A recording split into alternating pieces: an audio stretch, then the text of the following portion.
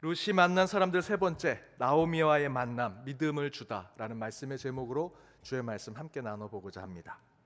2주 동안 말론과 오르바에 대해서 함께 나눴습니다. 이번 주에 와서야 이제 좀 귀에 익은, 좀 들어본 사람이 나옵니다. 룻의 시어머니 나오미입니다. 그런데 일부 성도님들 가운데 룻기를 오해해서 읽는 분들이 계십니다. 룻이 동서 오르바는 시어머니를 떠나고 룻만 시어머니인 나오미 곁에 남게 되고, 그 가운데 어르신을 잘 모시는 모습을 보면서 바로 이 룻을 통해 참된 며느리의 모습을 보고 성경에서 말하는 신앙적인 며느리는 어떤 것인가를 생각하더라는 것이죠. 하지만 룻기는 절대로 그런 인간관계를 잘하는 법을 설명하는 책이 아닙니다. 더 나아가서 착한 며느리상을 보여주는 말씀이 아닙니다.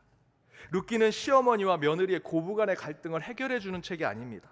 잘 읽으면 며느리가 오늘 본문 16절처럼 저도 어머니의 하나님을 나의 하나님으로 모시겠습니다, 어머님이 하란 대로 잘하겠습니다 라고 하는 말씀만 붙잡고, 와, 이 말씀은 우리 며느리에게 들려줘야겠다 라고 생각하시는데, 그럴 말씀이 아니라는 거죠.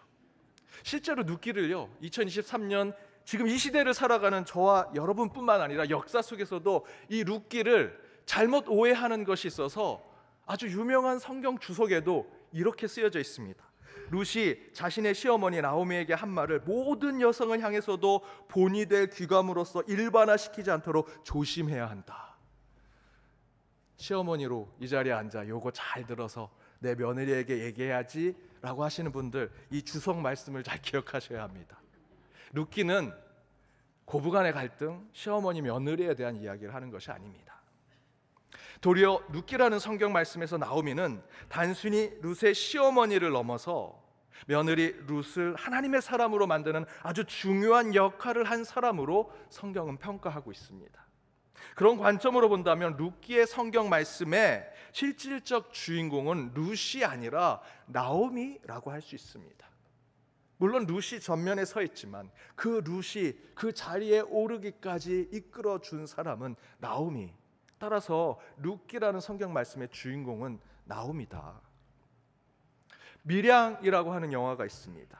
제가 이 영화의 내용을 설명드리고자 하는 것은 아닙니다. 이 영화의 주인공은 유괴범에게 아들이 납치되고 또 아들이 그에게 살해당합니다. 그 고통 가운데 그 아픔을 표현한 여자 배우가 영화의 주인공처럼 나오지만, 실제로 미량이라고 하는 이 영화의 진짜 주인공은 제목대로 밀양, 빽빽할 밀, 숨겨질 밀, 태양양, 태양이 숨겨져 있고 가려져 있다는 것이죠.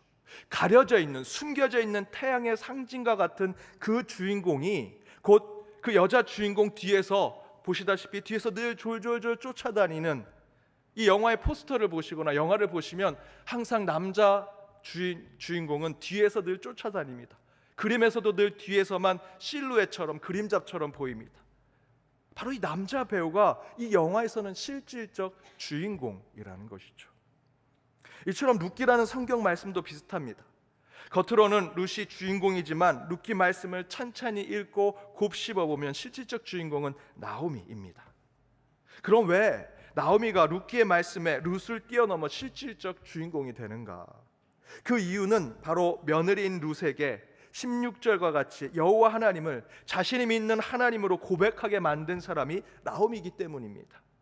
정리해서 말씀드리면 룻에게 믿음을 심겨준 자, 믿음을 준 자가 바로 나오미이기 때문에 룻의 이 이야기에는 사실 나오미가 중심이라는 것이죠. 그런데 시어머니 나오미가 룻에게 믿음을 준, 다시 말씀드리면 신앙의 귀감이 되어 어머니가 믿는 그 하나님을 나도 믿고 싶습니다라는 마음을 품게 한 것은 믿음을 지키기 어렵고 또 믿음을 전하기 힘든 시대를 살아가는 저와 여러분에게는 매우 중요한 영적 메시지를 주고 있다라고 할 수 있습니다. 그렇다면 나오미는 룻을 만나 도대체 룻에게 어떤 영적 귀감이 되었기에 룻의 마음을 바꾸고 그의 종교도 회심케 하고 세계관, 그의 가치관까지도 변화시키게 한 것일까? 이에 대해서 오늘 본문 말씀을 통해서 두 가지를 함께 나눠보고자 합니다. 그 첫 번째는 나오미가 보여준 수직적 믿음이 룻의 세계관, 룻이 가지고 있던 가치관을 완전히 바꾸게 했다라는 것입니다. 나오미가 가지고 있는 수직적 믿음, 하지만 여러분, 나오미의 인생을 보면 이 나오미는요 참 비참한 인생을 살았습니다. 룻기 말씀을 시작하면서 여러 다른 해석과 풀이를 할 수 있겠지만 한 가지 분명한 것은 나오미의 인생은 참 기구하다라는 것입니다. 한국적 정서로 말한다면 나오미의 인생은 그 자체로 한이 서린 인생이 아닌가 생각이 듭니다. 남편 엘리멜렉과 결혼했습니다. 신혼 삶을 살면서 알콩달콩 재밌게 가정을 꾸리며 살아가야 하는데 그 땅에 가뭄과 흉년이 들었습니다. 더 이상 이 땅에 살아갈 수 없는 것이죠. 기쁨을 누리며 살아갈 수 없습니다. 그래서 그 흉년과 가뭄을 이겨보겠다고 다들 가지 말라고 말리는 이민의 삶을 떠납니다. 모압 땅 타국으로 가지요. 여행이 아니라 이민 생활하러 타국으로 가는 것입니다. 이민 생활을 하신 분들은 아실 겁니다. 타국에서 언어도 다르고 문화도 다르고 먹는 것도 다르고 다른 생활 습관을 가진 그곳에서 살아간다는 것은 지옥에 가는 것과 거의 비슷합니다. 저는 미국에 가서 한 달 만에 인종차별을 받았습니다. 잘 사는 중상층 이상의 백인에게 저는 인종차별을 당할 줄 알았는데, 제가 처음 인종차별을 받은 것은 못 사는 동네에 마트 계산원에게, 흑인 여성에게 인종차별을 당했습니다. 마트에서 몇 가지 물건을 사고 그 앞에 섰는데 저에게 뭐라고 얘기했습니다. 제가 못 알아듣고 몇 번을 듣고도 못 알아들으니까 저를 보고 씩 웃더니 영수증이 뜨드득 나오는데 그 영수증을 꼬깃꼬깃 꾸겨가지고는 저쪽 근처에다 던져버렸습니다. 제가 그것을 개처럼 가가지고 물고 오는 것을 지켜보도록 만들었습니다. 제가 당하고 날 때는 이게 인종차별인지 몰랐습니다. 제가 그렇게 당하고는 땡큐 하고 나왔습니다. 그런데 돌아서 나오니 이게 인종차별이었구나. 몇 달 동안 제가 마트에 가서 그 계산원들을 눈을 쳐다보지 못했습니다. 그런 고통과 상처로 가득한 이민의 삶을 살다가 남편 엘리멜렉이 죽은 것이죠. 제가 미국 이민 생활할 때 임종하신 분들의 유언 가운데는 고국 가까운 데 나를 뿌려달라. 그래서 몇 날 며칠을 차를 타고 비행기로 몇 시간을 타고 가서 시애틀과 LA에 가서 그 바다에 유골을 뿌리는 유족들이 있었습니다. 나를 바다에 뿌려달라. 나는 이 땅에 묻히고 싶지 않다. 이곳에서 온갖 고통과 아픔을 겪은 이 땅에 남고 싶지 않다. 나를 바다에 뿌리면 그 해류가 흘러가는 대로 내 대한민국 고국엔 언젠가 이르겠지라는 유언을 하십니다. 엘리멜렉도 나오미도 그런 정말 참을 수 없는 고통과 아픔을 그 모압 땅에서 겪은 것이죠. 그렇게 남편도 잃었는데 거기에 나오미는요 말론 기론 두 아들마저도 타국에서입니다. 정말 이런 기구한 인생이 어디 있겠습니까? 그래서 나오미는 두 며느리에게 말합니다. 떠나라. 내 생각할 필요 없다. 너희들의 친정집으로, 너희 어머니 집으로 떠나라 라고 얘기하죠. 이에 지난 주일 말씀대로 오르바는 떠났지만 룻은 여전히 시어머니 나오미 곁에 남게 됩니다. 왜 룻만 시어머니 곁에 남게 되었을까? 그것을 성경은 이렇게 증거합니다. 몇 번 읽어도 제 가슴을 뛰게 하는 말씀입니다. 우리 16절 말씀을 함께 읽겠습니다. 룻이 이르되 내게 어머니를 떠나며 어머니를 따르지 말고 돌아가라 강권하지 마옵소서. 어머니께서 가시는 곳에 나도 가고 어머니께서 머무시는 곳에서 나도 머물겠나이다. 어머니의 백성이 나의 백성이 되고 어머니의 하나님이 나의 하나님이 되시리니. 어머니의 하나님이 나의 하나님이 되실 것입니다. 룻이 오르바와 다른 조건을 가지고 있는 것이 아닙니다. 그럼에도 불구하고 오르바와 달리 아무런 소망과 가능성이 없는, 지난주 말씀드렸던 대로 나오미는요 형사취수법에 의해서 그 며느리들에게 셋째 아들을 줄 수 없습니다. 여자로서 아무 가능성, 아니 인간으로서 전혀 소망이 없는 자죠. 그런 시어머니 나오미에게 룻이 남은 이유는요 16절의 증거대로 어머니의 하나님 곧 여호와 하나님에 대한 신앙과 믿음 때문이라고 룻은 고백하고 있습니다. 실제로 오르바가 떠나고 나오미는 남아있겠다고 서 있는 룻에게 이렇게 얘기합니다. 15절에 보니 나오미가 또 이르되 보라 내 동서 오르바는 그의 백성 그리고 너희들이 섬기는 그 신들, 그 우상들에게로 돌아갔으니 너도 동서처럼 돌아가 우상들에게 절하고 내 집으로 돌아가라. 동서 오르바가 떠난 이유를 분명히 얘기하지요. 15절에서처럼 내 동서는 신들에게로 돌아갔다. 그 표현은 곧 종교적이고 신앙적인 문제로 오르바가 떠났다라는 것을 분명히 이야기하고 있습니다. 그런데 바로 그에 대한 룻의 대답은 어머니 가시는 곳에 저도 가고요, 어머니 머무는 곳에 저도 머물겠습니다. 어머니의 백성이 내 백성이 되고 가장 중요한 것은 어머니의 하나님이 내 하나님이 될 것입니다 라는 신앙 고백을 하더라는 것이죠. 정리해서 말씀드리면 룻이 시어머니 나오미 곁에 남겠다고 결심한 이유는 신앙 때문입니다. 하나님 때문입니다. 구체적으로 말씀드린다면 아무런 소망 없는 시어머니 나오미, 남편의 자식까지 잃어버린 기구한 인생에 빠진 아무 쓸모없는 늙은 여자, 그런 모습이 된 시어머니 나오미는요, 그냥 여기서 스스로 생을 끊어도 아무도 관심을 갖지 않을 것입니다.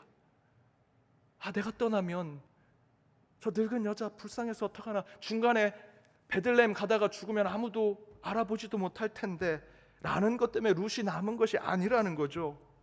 그런 관심으로 시어머니 나오미를 보는데 나오미는 전혀 그런 것에 흔들리지 않더라는 거죠. 굳굳이 자신의 인생을 걸어가더라는 것입니다. 전혀 핏줄 하나 섞이지 않은 며느리들에게 선대합니다. 아무것도 가진 게 없는데 자식도 낳아줄 수도 없고요, 돈도 없고, 그래서 고향으로 빈털터리로 떠나게 되는데도 시어머니 나오미는요, 그 두 며느리에게 선대합니다. 베풉니다. 나눕니다. 끝까지 자비와 사랑을 보여주지요.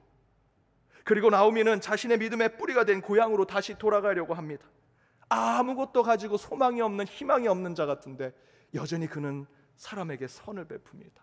나누려고 하고 더 무엇인가를 주려고 합니다.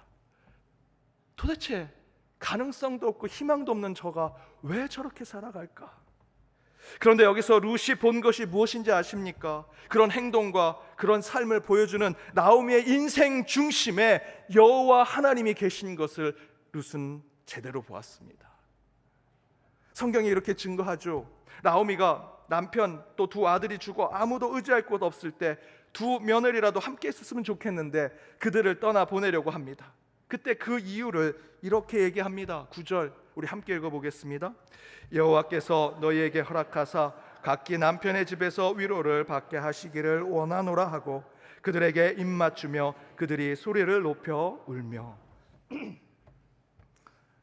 시어머니 나오미가 마음이 넓어서 그 두 며느리 이제 니네 집으로 가라 한 것이 아닙니다. 9절에 뭐라고 말씀합니까? 주어가 뭡니까? 여호와께서 너희에게 허락하사. 내가 인간적으로 너희들과 함께 있을 이런 표현은 없지만 함께 있을 수도 있겠지만 하나님께서 너희가 떠나가라고 허락하셨다. 나오미의 결정에 하나님이 늘 등 뒤에 계시는 것이지요. 그리고 또한 룻이 나오미와 함께 시어머니의 고향으로 갑니다. 그곳에서 시어머니 나오미가 사람들이 맞이하는 그곳에서 이렇게 얘기하죠. 20절 말씀, 나오미가 그들에게 이르되 나를 나오미라 부르지 마라, 나를 마라라고 부르라. 이는 젖는 자가 나를 심히 괴롭게 하셨다. 나오미는요, 자신의 인생의 굴곡에 높은 곳에 있을 때 기쁨, 나오미라는 이름으로 살아갔고요, 저 밑바닥의 인생 가운데 마라 쓴맛을 보는 인생을 살았습니다. 그런데 그것을 준 자가 누구라고 얘기하고 있습니까? 이는 전능자가 나를 괴롭혔다.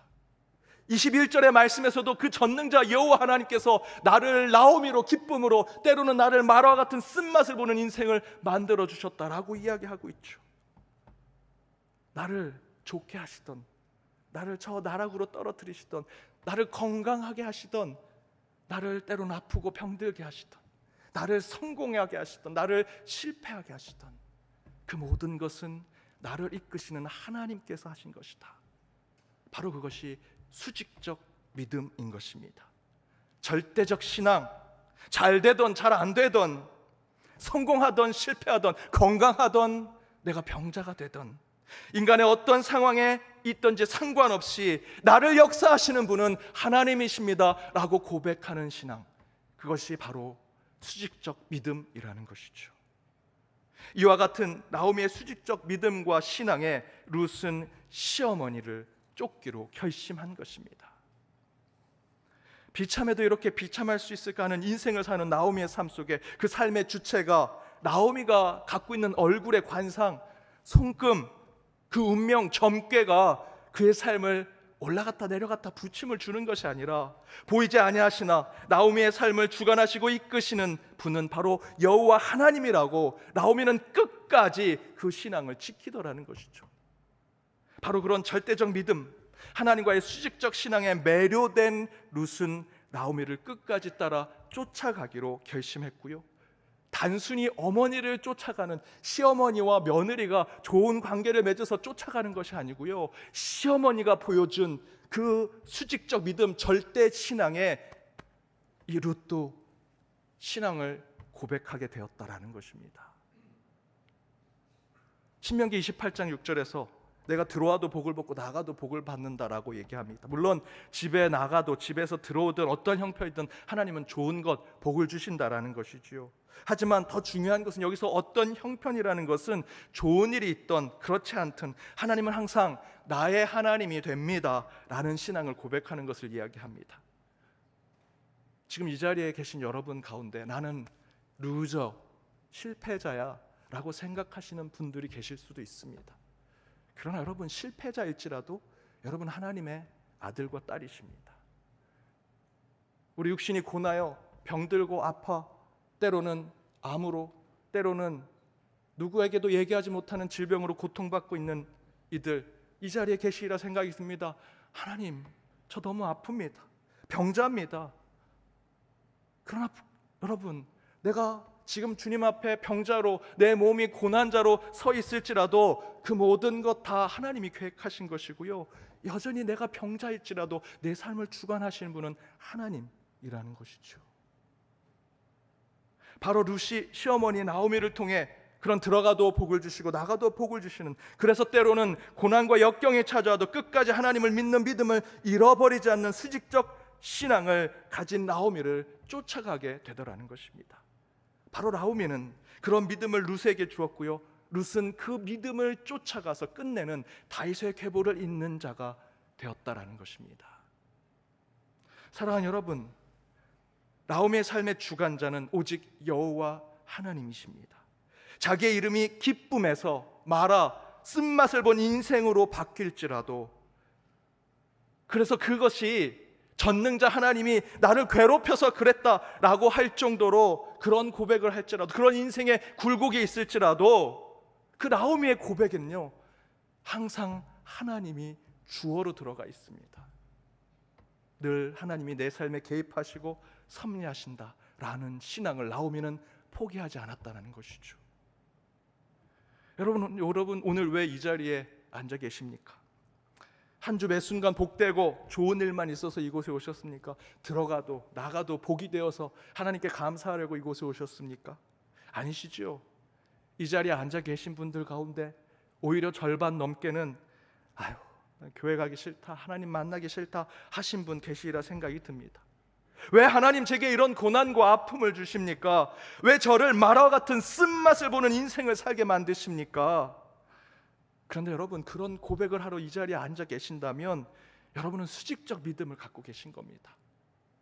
그래도 여전히 여러분의 삶의 주어는 하나님이시기 때문입니다.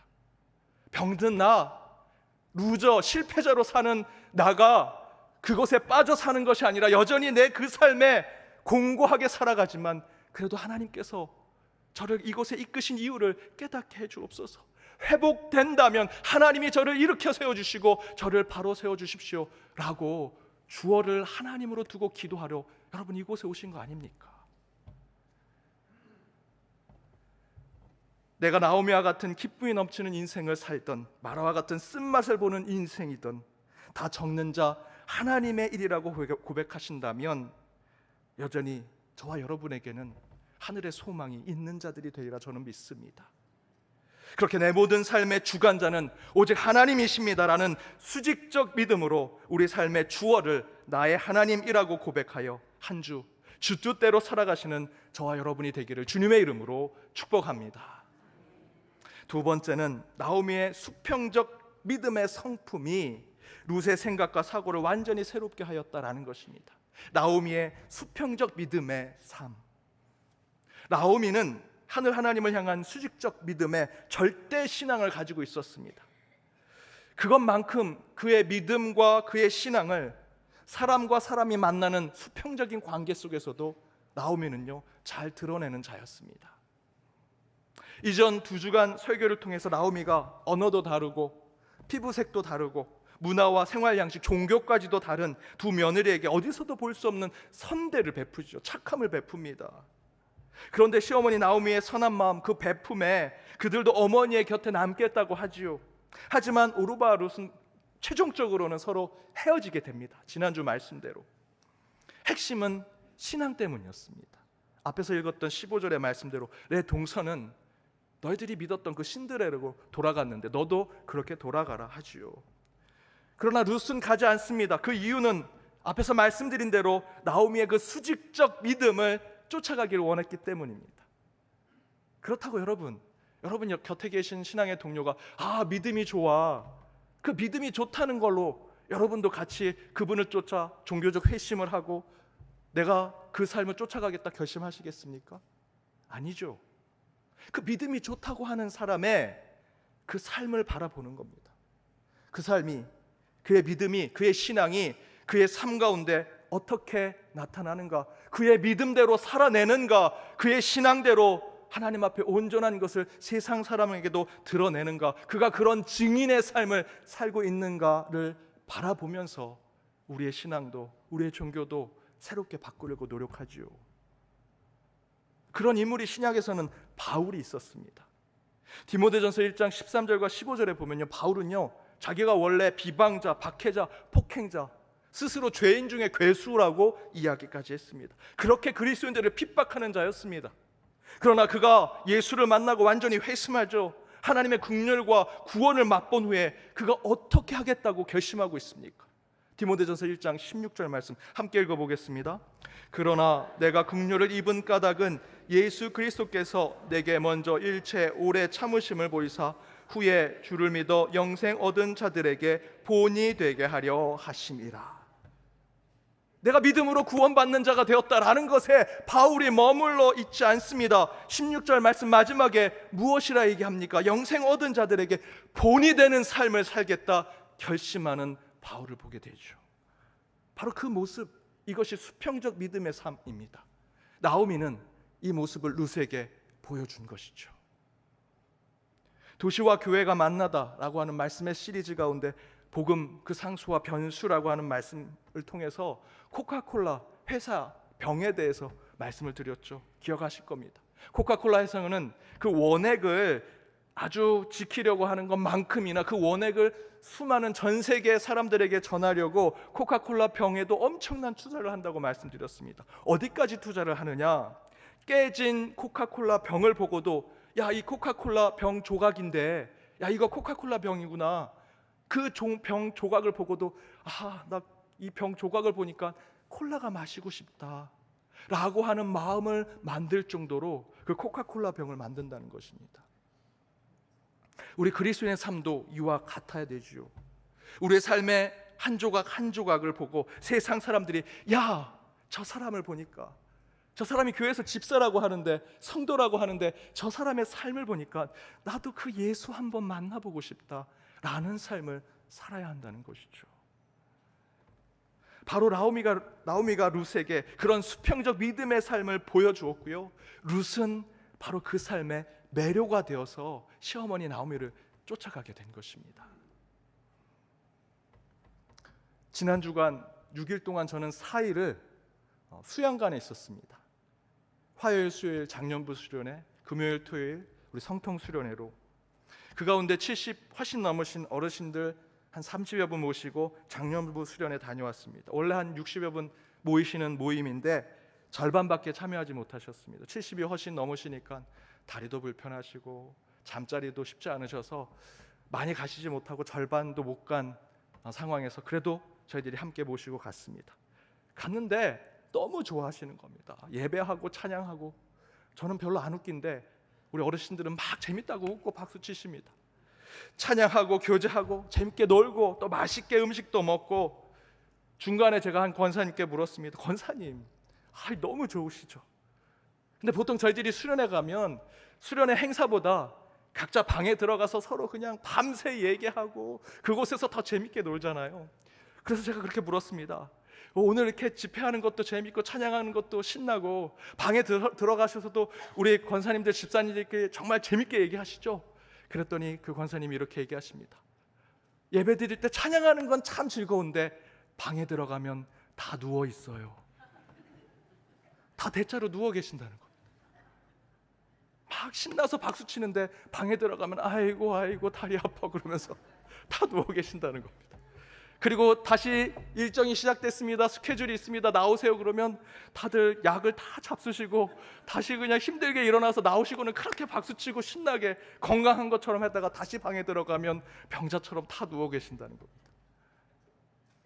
왜 그러실까 여쭤봤더니 그래도 목사님, 전도사님, 우리 임원들이 우리 늙은 권사들, 집사들 이렇게 해주려고 수고하고 다 준비했는데 우리가 건강하지 못해서 집회하고 찬양하고 또 신나게 같이 놀 때 같이 못 놀고 또 그 가운데 같이 어울리지 못하면 상심할 것 같아서 집 방에서는 다 쉬고 밖에 나와서는 열심히 120%, 200% 찬양하고 신나게 그 집회에 참여하신다라는 겁니다. 제가 그 얘기를 듣는데 울컥했습니다. 저희들은 그 어르신들 잘 모시려고 우리가 잘하고 있다, 우리가 정말 그분들을 잘 모시고 있다고 생각했는데 도리어 그 어르신들이 저희 때문에 그 불편한 몸을 이끄시고 우리의 마음, 우리의 행사를 다 맞춰주고 계시더라는 거죠. 그래서 마치 스마트폰 충전하듯이 방에 들어가면 다 누워 계신다. 그 모습을 생각하니까 눈물이 났습니다.